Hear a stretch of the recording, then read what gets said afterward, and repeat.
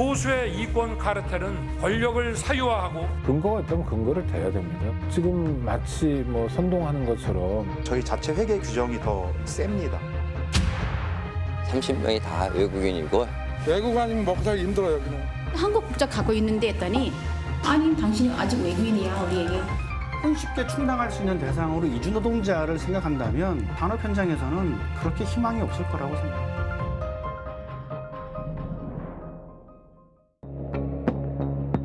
지난달 초 화물연대 파업을 사실상 강경 진압한 정부는 이후 노동계에 전면전을 선포했습니다. 대통령부터 총리, 장관에 이르기까지 노골적으로 밀어붙이는 분위기입니다. 특히 윤석열 대통령은 이른바 3대 개혁 추진과 3대 부패 척결을 연일 강조하고 있는데요. 연금, 노동, 교육 분야를 빨리 개혁하고 공직, 노조, 기업 부패를 척결하라고 합니다. 노조 부패도 공직 부패, 기업 부패와 함께 우리 사회에서 척결해야 될 3대 부패의 하나로서 우리가 여기에 대해서 엄격하게 법 집행을 해야 된다고 생각합니다. 두 가지 흐름이 겹치는 대목, 한눈에 봐도 정부의 최우선 순위는 바로 이 노동 분야임을 알 수 있습니다. 기득권 유지와 지대 추구에 매몰된 나라에는 미래가 없습니다. 가장 먼저 노동개혁을 통해 우리 경제의 성장을 견인해 나아가야 합니다. 그런데 여기서 그치지 않습니다. 노조의 포문을 연 정부의 강도 높은 압박은 점차 시민사회 전반으로 확산되고 있습니다. 화물연대가 파업을 접고 열흘 뒤 정부 여당의 당정협의회가 열렸습니다. 오늘 회의에서는 먼저 노동시장 개혁 추진 계획을 논의합니다. 한덕수 총리가 노조 회계 투명성 얘기를 꺼내자 국민의힘도 맞장구를 쳤다고 합니다. 그러니까 노조 활동에 대해서 햇빛을 제대로 비춰서 그간 노조의 재정 운영에 있어서의 투명성 등 국민들이 알아야 될 부분에 대해서는 정부도 과단성 있게 적극적으로 요구할 거다.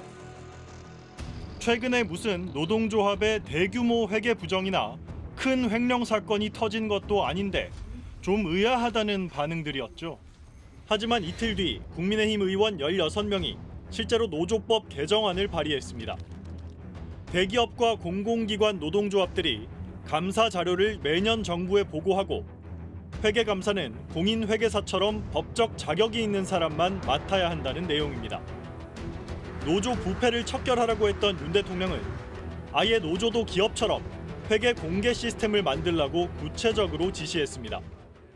금융감독원 전자공시 시스템인 다트처럼 노동조합 회계 공시 시스템을 구축하는 방안을 검토하기 바랍니다. 고용노동부 장관까지 거들었습니다. 노동조합의 재정이 투명하게 관리되고 공개되는지에 대한 국민의 불신은 커지고 있으며 이른바 깜깜이 회계라는 말까지 나오고 있습니다. 여당은 특히 민주노총의 조합비가 연간 1,700억 원에 달한다며 감시의 필요성을 역설했습니다. 정부로부터 또 지방자치단체로부터 수십억 이상의 예산 지원을 받고 있습니다. 이런 거액의 돈이 외부 감사의 눈길에서 완전히 벗어나 있다는 것은 말이 되지 않습니다. 예산 지원을 받는다. 이게 맞는 말인지 따져보겠습니다. 민주노총 본부의 한 해 예산은 약 200억 원입니다. 운영비는 모두 조합원들의 조합비에서 나오고 정부 지원금은 없습니다. 여당이 말한 1,700억 원은 산별 노조와 지역 지부들 예산까지 합친 걸 뜻하는 듯한데요. 이마저도 조합비가 대부분이고 정부나 지자체가 위탁한 사업비, 즉 합당한 대가를 치르고 받는 돈도 있습니다. 마치 정부에서 운영비를 받거나 이런 뉘앙스로 자꾸 흘리니까 그래? 그럼 우리 세금이 들어가니까 봐야지. 자꾸 이런 의도를 가지고 흘리는 거죠. 근데 사실과 전혀 다르다. 최근 노동부는 전국에 등록된 노조 334곳에 이 공문을 일제히 보냈습니다. 노조 회계 장부와 서류를 사무실에 비치했는지 점검하고 정부에 보고해라. 만약 관련 서류나 증빙 자료가 없고 점검에 응하지 않을 경우 과태료를 매기겠다. 그런 내용입니다. 그런데요, 이거 새삼스러운 일이 아닙니다. 지난 3일 서울 정동의 민주노총 본부. 조합원들이 층층이 쌓은 서류 뭉치를 들고 사무실로 들어갑니다. 작년에 노조가 쓴 돈을 기록한 전표들입니다. 이날부터 민주노총의 정기 회계 감사가 시작된 겁니다. 노조법에서 정하는 것보다 저희 자체 회계 규정이 더 셉니다. 그래서 뭐 자료 비치나 뭐 이런 부분들도 저희가 지금 5년 동안을 지금 해서 보관하고 있고, 현행 노조법에 따라 노조의 회계 내역은 이미 조합원들에게 공개되고 있습니다. 부정부패가 의심되거나 노조원 신고가 있으면 정부도 회계 장부를 볼 수 있습니다. 그런데도 정부와 여당은 외부 감사에서 벗어나 있다며 목소리를 높이고 있는 겁니다. 검사들이 수사할 때 통장부터 깐다. 노동조합의 일상적인 활동에 들여다보고 위력을 과시하고 제어하겠다라고 하는 의도로밖에 읽히지 않습니다. 또 다른 양대 노총인 한국노총은 정부와 서울시 등에서 조합비의 절반 정도를 지원받습니다. 그래서 내부 감사는 물론 외부 감사까지 받고 있습니다. 본부의 1년 예산은 138억 원. 지금 보시는 게 보조금 관리 시스템인데요. 보조금을 받다 보니 돈 쓴 시간과 장소, 구체적인 내역까지 이미 기획재정부가 다 보고 있습니다. 영수증 하나까지 다 챙겨서 이 나라 도움이라는 사이트에 다 입력하게 돼 있습니다. 회계 감사할 때 이미 공인회계사 2명을 포함시켜서 하도록 했어요. 사실 양대 노총 등 여러 노조에서 간부들 조합비 횡령이나 비리가 없었던 건 아닙니다. 그러나 정부가 개입하는 건 완전히 다른 문제입니다. 투명성을 높일 필요도 당연히 분명히 존재하고 중요한 문제이지만 그거는 노동조합 내부에서 필요성에 의해서 스스로 할 문제지 이렇게 정부가 강압적인 방식으로 밀어붙일 사안은 아니다. 고용노동부가 지난 10년 동안 노조에 지원한 국고보조금 346억 원 가운데 부정한 사용 내역은 전혀 없습니다. 그런데도 대통령실을 비롯한 정부와 여당이 일제히 노조를 부패 집단으로 몰아가고 있는 겁니다. 원래 견제받지 못하는 조직은 부패하기 마련이죠. 노조 회계 부정과 이 투명성을 바로 거론을 하셨는데, 기자들이 노조를 부패 집단으로 보는 근거가 뭐냐고 물었지만 대통령실은 사례를 제시하지 않았다고 합니다. 어떤 실체도 없는데 이렇게 비리가 있는 것처럼 몰고 나서 보수층을 결집하고 정부가 추진하려는 노동계약의 동력을 이런 식으로 노조 때리기를 통해서 여론을 등에 업고 추진하려는 것이 아닌가. 정부의 이 같은 노조 압박은 위헌 가능성부터 제기되는데요. 헌법 33조, 근로자는 자주적인 단결권을 가진다고 돼 있습니다. 회계 감시가 이미 이루어지고 있는데도 돈 쓴 흔적을 들여다보겠다는 건 결국 노조 활동의 자율성 침해로 연결되는 겁니다. 현 정부의 노동개혁안을 구상하는 노동부 산하 미래노동시장연구회. 최근 주 52시간 노동시간을 69시간까지 늘리자고 권고한 전문가 기구입니다. 그런데 이 연구회조차 노조 회계에 정부가 개입하는 건 말이 안 된다고 지적합니다. 회계 때문에 특별히 얘기하고 그런 건 아니지. 기본적으로 노동조합 회계 투명성의 문제는 조합원과 대표자 간의 문제예요. 노동조합의 내부 정보를 모든 사람들이 알게 하겠다. 그렇게 할 수가 없는. 국제적으로도 파장이 클 거란 우려가 나옵니다. 우리나라가 비준한 국제노동기구 ILO 협약을 보면 노조는 자유롭게 대표자를 선출하며 관리 및 활동을 조직하고 공공기관은 어떠한 간섭도 삼가야 한다는 조항이 있는데 여기에 어긋난다는 겁니다. 현 정부의 우호적인 보수 성향 언론도 이런 식으로 국제협약을 어기면 무역 제재로 이어질 수 있다고 걱정하는데요. 전 세계 80여 개국 변호사들이 소속된 국제노동변호사 네트워크 또한 국제협약 위반 가능성을 경고합니다. The ILO also warns that these kinds of laws can violate freedom of association if the purpose is really to assert more state control over the operation and affairs of trade unions. To aggressively interpret the ILO convention? No, there is over 70 years of case law on, and I think what's happening here fits squarely within well-established principles. 프랑스와 독일 등 여러 선진국들은 노조 회계를 정부에 보고하지 않습니다. 일본은 감사를 공인회계사에 맡기라는 규정만 있습니다. 정부 여당의 주장처럼 미국과 영국 정도만 노조 재정을 정부에 보고하는데요. 이 나라들은 역사적으로 그럴 만한 이유가 있습니다. 미국에선 노조가 마피아와 결탁한 문제가 있었고 영국도 유령 노조 같은 불법이 만연했기 때문입니다. ILO 내부 결사의 자유위원회도 이처럼 불법 의심 사례를 조합원이 신고하는 등 예외적인 경우에만 행정조치가 이루어져야 한다고 규정하고 있습니다. 윤석열 대통령은 노조도 기업처럼 회계를 공개하라고 했죠. 하지만 기업 경영진에 부과되는 의무를 조합원들의 자율 조직인 노조에 적용하는 것 그 자체로 어불성설이란 지적도 나옵니다. One thing is good for corporations, it's good for trade unions, I think is a false comparison. A board and CEOs, right, but they are not chosen democratically by the people who work for that corporation. Be concerned that this new legislation will likely be used to further exercise control over unions. 과거에도 정부와 노동계는 갈등과 긴장 관계였습니다. 하지만 윤석열 정부는 전례 없는 모습을 보이고 있습니다. 대기업의 담합이나 갑질 등을 감시하는 공정거래위원회까지 노조 압박에 동원하고 있는 겁니다.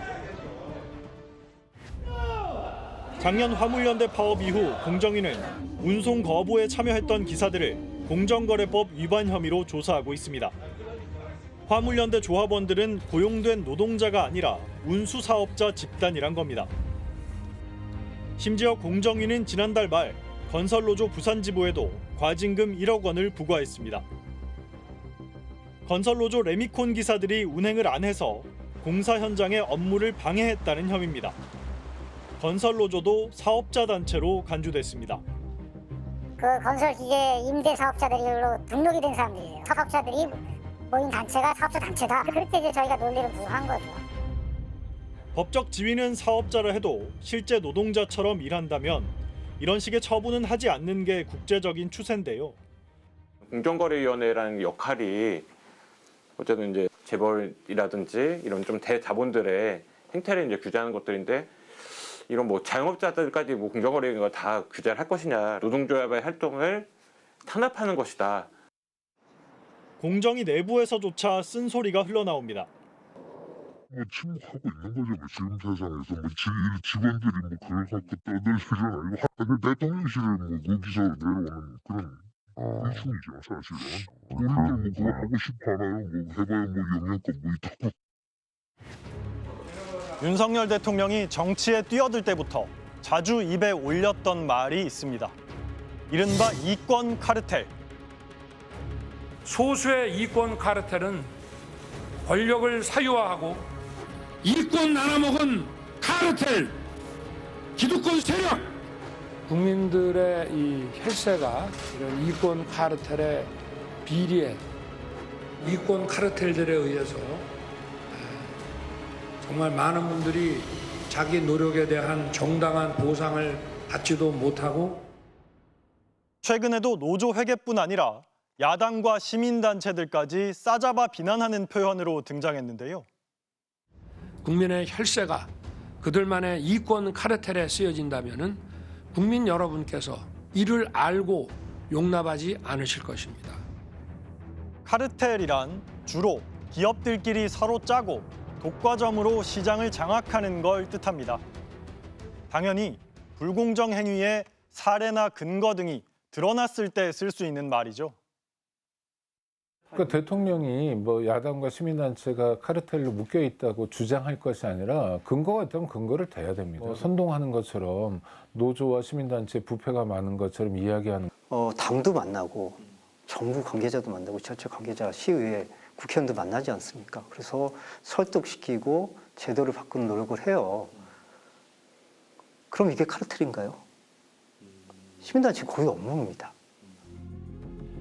실제로 윤 대통령은 시민단체 보조금을 감사하라고 지시했습니다. 노조의 회계 공시 시스템을 구축하라고 한 바로 다음 날이었습니다. 비영리 민간단체 보조금에 대해서 각 부처에서 우선 전면적으로 자체 감사를 실시할 것입니다. 배경에는 정의기억연대 등의 보조금, 기부금을 부적절하게 사용한 사례가 있었습니다. 3년 전 정의기억연대 횡령 의혹 사건을 감사 착수의 근거로 들었는데요. 하지만 정의연 이사장을 지냈던 윤미향 의원은 재판에 넘겨져 아직 1심 선고도 안 나왔죠. 대통령실은 이 밖에 세월호 참사로 발족된 4.16 재단과 민족화해협력 범국민협의회 등을 문제단체로 지목했습니다. 상당수가 진보 성향 단체들입니다. 심지어 청소년들까지 표적으로 공식화했습니다. 작년 11월 서울 광화문에서 촛불 집회가 열렸습니다. 참가자들은 중고생들이었습니다. 학교에서 일제고사를 부활시킨 정부의 교육 정책을 비판하며 윤 대통령 퇴진 집회를 열었던 겁니다. 이 집회는 열리기 전부터 여당의 압박이 거셌는데요. 상임 대표인 최준호 씨는 내란 선동 혐의로 해산된 통진당 출신입니다. 어린 학생들까지 거짓 선전 선동에 이용하는 일은 결코 없어야 할 것입니다. 국민의힘 당대표 격인 비상대책위원장은 가짜뉴스까지 동원해 중고생들을 공격했습니다. 촛불 중고생 시민연대라는 단체가 중고등학생들에게 촛불 집회 참석을 종용하면서 집회에 참여하면 봉사활동 시간으로 인정해준다는 홍보 포스터를 유포시켰습니다. 집회에 나오면 봉사활동으로 인정된다고 적혀 있었다는 포스터 문구. 주최 측과는 아무 상관없는 유언비어였는데요. 촛불 집회가 실제로 열리자 서울시까지 나섰습니다. 강북구에 있는 촛불 중고생 시민연대 사무실로 서울시 공무원 3명이 들이닥쳤습니다. 몇 명이 모일 거라든지 언제 집회를 했고 그때 실책적인 걸 해놓은 게 있냐 이게. 촛불 집회로 인해서 오늘 기독교를 오신 게 가장 크시죠. 나온 일을 아직 가만히 있을 수 없잖아요. 서울시는 이 단체가 정치 행보를 했다며 비영리 민간단체 등록을 직권으로 말소하고 보조금 1,600만 원도 환수하기로 했습니다. 이 단체는 행정소송 제기를 검토 중이지만 사실상 활동이 불가능해졌습니다. 심지어는 학교 선생님이 나서서 촛불 집회와 관련된 가짜뉴스들을 저희 집 부모님께 퍼뜨리면서 제 머리가 원래 여기까지였는데 가위로 강제로 잘리는 일을 겪어 지금은 이렇게 되었습니다. 이른바 3대 개혁, 그중 노동 분야부터 속도를 내겠다는 정부. 주당 노동 시간을 늘리고 임금 체계를 성과 중심으로 바꾸겠다는 겁니다. 직무 중심, 성과급 중심의 전환을 추진하는 기업과 귀족 강성 노조와 타협해 연공 서열 시스템에 매몰되는 기업에 대한 정부 지원 역시 차별화돼야 합니다. 사실상 재계의 목소리나 다를 바 없습니다. 반면 노동계와의 대화 의지는 찾아보기 어렵습니다. 오히려 반대가 불보듯 뻔한 시민사회의 입을 선제적으로 막고 있다는 겁니다. 정부 여당의 비판적인 목소리를 부패 세력의 목소리로 돌려세우기 위한 정치적 수법에 지나지 않습니다. 결사의 자유든 표현의 자유든 보장하지 않겠다. 그 보장하지 않겠는 수단이 뭐예요? 지금 돈 가지고 그러겠다는 거잖아요.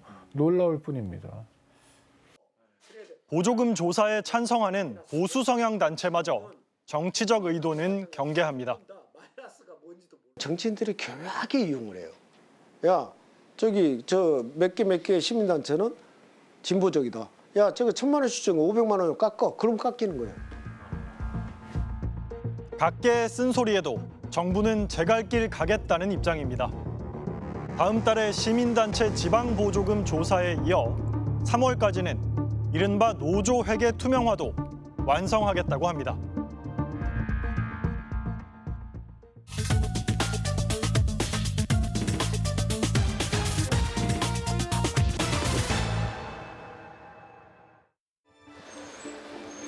(2022년) 마지막 날 충청북도 음성군의 버스터미널. 마치 명절을 맞은 것처럼 북적입니다. 그런데 누굴 마중 나온 게 아니라 다들 버스를 타러 나왔습니다. 해피뉴얼이 있어서 친구들이 만나서 재밌고 잘 놀라요. 새해를 맞아 친구나 가족들을 만나러 가는 길이라고 합니다. 서울 가요? 농설. 동서울. 가서 뭐 하세요? 가족 그리고 선물 사요. 테크마트. 충청북도 음성군. 점점 내국인 인구가 줄어들어 소멸 위험 지역으로 분류된 곳입니다. 그런데도 인구 10만 명 선은 몇 년째 유지하고 있습니다. 2011년 6,200여 명이었던 외국인이 10년 사이 2배 넘게 늘어난 덕입니다. 인구 절벽이 가져온 이런 변화. 더 이상 음성군만의 이야기는 아니죠. 외국인 비율이 5% 이상인 기초자치단체는 57군데에 이릅니다. 올 한 해 스트레이트는 변화를 맞은 우리 사회 공존의 문제도 여러분과 함께 고민해보려 합니다. 다시 음성군으로 가보겠습니다. 한 비닐하우스 농장. 붉게 물든 쌈채소를 수확하는 노동자들은 석 달 전 캄보디아에서 왔습니다. 뭐가 제일 어려워요? 괜찮아요. 한국인 인력은 아예 씨가 말랐습니다. 아예 사람이 없습니다. 이 시설하우스 하는 데는 오질 않습니다. 왜요? 힘들죠. 아무래도 농사라는 게 이게 또 하루 종일 또 뭐 엎드려서도 해야 되고 그러다 보니까는 우리 한국 사람들이 할 수가 없어요. 그래도 버섯 농장은 일하기가 좀 낫다고 해 가봤는데요. 역시 이주 노동자 없이는 일이 안 돌아갑니다. 30명이 다 외국인이고 오셔서 하시는 분이 없어요. 거의 배우려고 하시는 분들 없고. 소규모 공장들이 밀집한 산업단지. 해 뜨기 전부터 대형 버스 주변으로 사람들이 모여듭니다. 인력사무소에서 주변 공장들로 노동자들을 실어 나르는 겁니다. 대부분 이주 노동자들입니다. 어디서 일하세요? 공장마다 정식 고용한 이주 노동자들이 있지만 그래도 일손이 부족하다 보니 불법 체류자나 취업 불가능한 비자를 가진 외국인까지 가리지 않는 겁니다. 이주 노동자들에게 의존하는 건 생산 현장뿐만이 아닙니다. 대소면은 음성에서도 이주민이 가장 많은 곳인데요. 번화가엔 외국인 손님이 끊이지 않습니다. 오늘 일 없어서. 오늘 일 없어요? 오늘 먼저 와요. 하나는 건 사람은 머리 스타일이. 마음으로 이렇게. 표정이 마음에 안 드는 표정인데. 마음에 안 들어? 바로 옆 금왕읍의 무국시장에 가봤습니다. 식당 앞에 줄지어선 손님들 대부분이 외국인입니다. 잘 가. 네, 감사합니다. 근데 외국인도 비율 잘 맞춰야 돼요. 손님 단골로 하려면은 잘해줘야 돼. 단골도 좀 있어요? 있죠. 외국인 단골이 많았어요. 외국 아니면 먹고 살기 힘들어 여기는. 식당 안으로 들어가 봤는데요. 미얀마에서 온 세 친구가 치킨에 소주를 마시고 있었습니다. 옆 테이블에서 소주를 마시던 어르신들께 외국인들과 뒤섞인 자리가 어색하지 않냐고 여쭤봤는데요. 젊은 애들이 도와주니까 얼마나 좋아. 나도 자식까지 생각하고 손자까지 생각하고 내가 나이가 70이 넘었거든. 그렇게 생각해야지 뭐. 정육점 사장님 역시 큰 손님은 이주 노동자들이라고 말합니다. 이 우즈베키스탄 청년은 소고기를 자주 사가는 단골입니다. 이제 자주 오는 친구예요. 이 친구들 이제 잘 먹는 게 소고기를 먹는데 수입 소고기 갈아서 자기네들 이제 음식을 해 먹느냐고 이제 고기 갈아가는 거예요. 영수증 하나 줘요? 주말에 5일장까지 겹치면 이곳 무극시장은 말 그대로 외국인 시장으로 변합니다. 한 달에 한 번 장을 보는 외국인 손님들은 이제 큰 손이 됐습니다. 그 사람들이 보통 사가면 아무리 못 사가지고 거의 한 5만 원씩. 이주 노동자 없이는 지역 사회를 유지할 수 없는 상황. 음성군만의 일은 아닙니다. 우리나라 전체로 봐도 2019년부터 생산 가능 인구, 즉 15세 이상에서 65세 미만 인구가 감소하기 시작했는데요. 30년 뒤엔 무려 1,000만 명 넘게 줄어들 것으로 예측되고 있습니다. 이런 흐름은 이른바 3D 업종뿐만 아니라 좀 더 숙련된 노동력을 필요로 하는 산업과 지역으로까지 퍼져나갈 수밖에 없습니다. 5년이 지나고 나면은 35세 이하의 젊은 노동 인력이 굉장히 빠른 속도로 줄어들거든요. 그렇게 되면은 비교적 젊은 고졸 인력에 의존하는 그러한 업종 같은 경우에는 사람이 부족해질 텐데 저숙련의 3D 업종이 아니고요. 중간 정도 이상의 숙련을 필요로 하는 그런 업종들입니다. 이주민을 받아들이는 데 있어 지금까지와는 다른 접근이 필요하다는 뜻이기도 합니다. 이전보다는 좀 숙련된 그 자격 요건을 갖추도록 우리가 만들 필요가 있고요. 사회 적응이라든가 지역사회 통합이 잘 이루어질 수 있도록 해야 될 거고. 우리 사회는 이들을 받아들일 준비가 얼만큼 돼 있을까요? 충청남도 아산시 신창면의 한 원룸촌. 얼핏 봐선 외국인을 발견하기 힘든 동네였습니다. 그런데 느닷없이 러시아어 안내 방송이 나옵니다. Pendapuran dari dalam pembuangan sampah secara ilegal. Оштрафован менее чем за 1 миллион тонн за незаконный сброс мусора. 러시아와 중앙아시아에서 온 사람들이 많이 살고 있기 때문입니다. 안녕하세요. 나는 한국말을 모르요. 어느 나라에서 오셨어요? 러시아? 네, 러시아. 김 씨, 이 씨, 박 씨. 대부분 한국 성을 가진 고려인들입니다. 일제강점기에 연해주로 이주했다가 소련의 강제 이주 정책으로 중앙아시아 각지로 흩어진 이들의 후손인데요. 2004년 재외동포로 인정되면서 한국에 정착할 수 있게 됐습니다. 신창면 인구 2만 7천여 명 중 등록된 외국인은 8,600여 명. 3명 중 1명꼴입니다. 1년 사이 1,000명 가까이 늘었습니다. 그러나 정착만 했을 뿐 아직 이들의 삶은 뿌리 내리지 못했습니다. 그러다 보니 분리수거 같은 생활 습관 차이마저 갈등의 불씨가 되고 있는 겁니다. 네, 많이 심각해요. 쓰레기 봉투가 있다 싶으면 거기가 쓰레기 버리는 곳이구나 하고 다 버리는 경우가 엄청 많았어요. 그래도 분리수거는 문화 차이의 문제라 소통만 잘 되면 해결이 될 겁니다. 신창면이 마주한 진짜 큰 고민거리는 따로 있다는데요. 바로 교육입니다. 한 아파트 앞에 어린이집 승합차가 도착합니다. 안녕하세요. 신창면에서 가장 큰 이 어린이집엔 한국인보다 고려인 아이가 더 많습니다.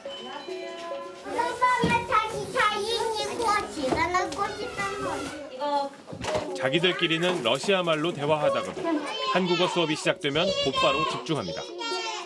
우리 리터도 한 번씩 읽어볼게요. 손선들.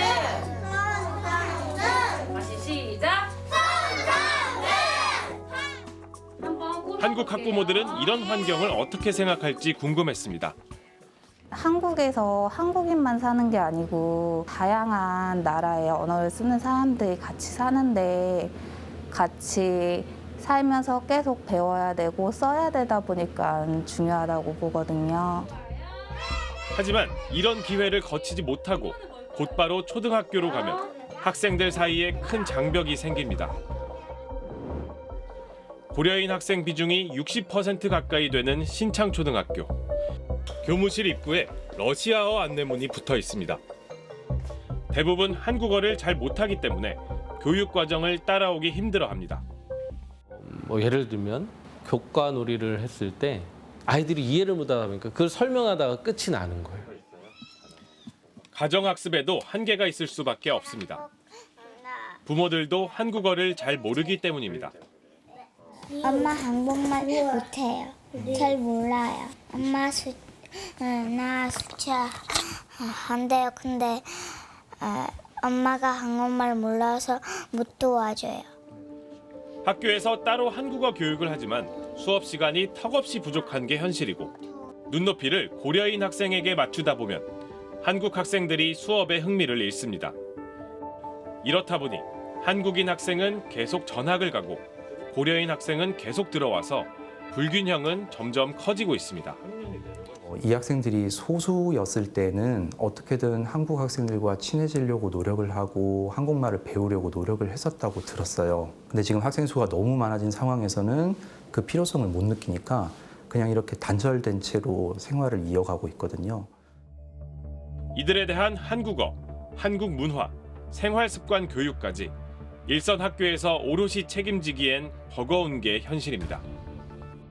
학교로 받아들인 입장에서는 상당히 부담스럽죠. 언어가 안 된 상태에서 교실로 들어오니까 그런 부분을 좀 더 완충할 수 있는 그런 기관을 만들어서 그 아이들이 좀 더 준비된 상태에서 학교로 왔으면 하는.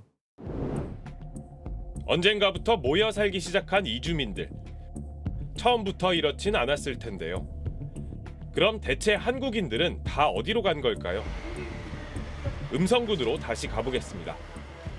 제 친구들 같은 경우는 직장을 다른 도시 쪽으로 잡은 친구들도 많고 이 동네 자체가 대학교 자체가 별로 없다 보니까 젊은층 인구도 없는 것 같고 이제 바로 옆에 혁신도시가 생기다 보니까 다 그쪽으로 빠져나가고 있는 것 같습니다. 충북 혁신도시. 2010년대 중반부터 공공기관이 이전하면서 조성된 신도시입니다. 가족끼리, 친구끼리 혁신도시 상가를 찾은 사람들. 이곳에선 반대로 외국인을 찾기 어렵습니다. 금왕이나 대소 이런데 집 같은 게 외국인들이 살 수 있는 집 같은 게 많으니까 여긴 또 집값도 비싸고. 도시 같으니까 한 번씩 오게 되는 것 같아요. 회사에서는 많이 같이 어울리는데 이쪽에서는 별로 없는 것 같아요. 섞일 듯 섞이지 않는 사람들. 같은 지역이지만 서로 분리된 채 살아가고 있습니다. 물론 공존의 해법을 찾기 위한 노력들도 조금씩 결실을 맺고 있습니다. 그래서 제일 1차적으로 했던 일이 거리 청소였어요. 그래도 눈을 한 번은 마주치면서 우리가 존재합니다. 그러한 보이지 않는 메시지를 전한 거죠. 어떤 분들은 차배도 주는 분도 있으시고 그렇게 변하더라고요. 그래서 이 땅에 와 있는 많은 외국인 노동자들, 이주민들과 함께 어울려 살 수 있는 그런 좋은 공동체. 필리핀 주민을 위해 영어 미사를 따로 하고 있는 성당에선 조금씩 한국 교인과 이주민들 사이의 접점을 늘려가고 있습니다. 영어도 배우고 외국 친구들 만나고 싶어서 오시는 분들도 계시고요. 성당에 초대해서 그들과 함께 식사를 한다거나 무료 의료 진료를 한다던가 이런 활동들 하고 있고. 이런 현실을 정부도 알고 있습니다. 지난해부터는 이민청 신설 등 이주민들을 통합 관리하기 위한 구체적인 방안들을 검토하고 있습니다. 먼저 이주 노동자의 숫자를 정부가 정하는 고용허가제를 개편하겠다며 발표한 자료를 볼까요? 준 숙련 인력을 양성해 기존 최대 9년 8개월이던 체류 기간을 10년 이상으로 늘리고 이주 노동자가 일할 수 있는 업종도 확대한다는 계획입니다. 아이고 오랜만이에요. 아이고 오랜만이에요. 아살라말레이쿰. 방글라데시에서 온 칸 씨 가족이 모처럼 부인의 오빠 가족과 만났습니다. 정성스레 차린 방글라데시 음식을 나눠 먹습니다. 이거 맛있어요? 무디나. 무디나. 몰라요. 한국에 처음 왔으니까 한국말 잘 못해요. 각각 9년 전과 10년 전 고용허가제를 통해 홀로 한국을 찾았던 두 사람. 처음에는 나 혼자 살았으니까 가족 생각 많이 했어요. 나 기분은 진짜 좋아해요. 얼마 전 숙련 기능 인력 비자를 받는 데 성공하면서 이제는 가족과 함께 한국에 살 수 있게 됐습니다. 정부가 발표한 대책이 시행되면 아마 이들처럼 가족과 함께 코리안 드림을 꿈꾸게 될 이주 노동자들이 더 많아질 겁니다. 앞으로 2년 동안 일하고 있어요. 그다음에 돈 벌어서 집에 가서 건물 하나 만들어서 옆에 하나 가게도 만들고 싶어요. 하지만 현장의 활동가들은 가장 근본적인 대책이 빠져 있다고 지적합니다. 바로 차별 방지 대책입니다. 스리랑카에서 온 지 벌써 13년이 된 박소윤 씨. 모국이 가난하다고 무시를 당한 동료들의 이야기를 자주 들어왔습니다. 어디 농장에 다니는 사람들 있잖아요. 그분들한테는 너는 이렇게 쌀도 여기 와서 먹는 거야? 그런 것까지 얘기 몇 번 했대요. 너 나라는 이거 신발 없어요? 이렇게까지 물어보는 것도 하나 차별이라고 생각합니다. 박 씨는 한국 국적까지 취득했지만 여전히 외국에서 왔다는 이유로 차별을 느끼고 있습니다. 면접 때문에 전화했더니 죄송한데요. 우리는 외국인 사람한테 안 뽑아요. 내국인만. 아니 우리도 한국 국적 갖고 있는데 했더니 아니 당신이 아직 외국인이야 우리에게. 그렇게 얘기까지 내가 들었어요. 소년병에서 징집되기 전 예멘에서 탈출한 모하메드 씨.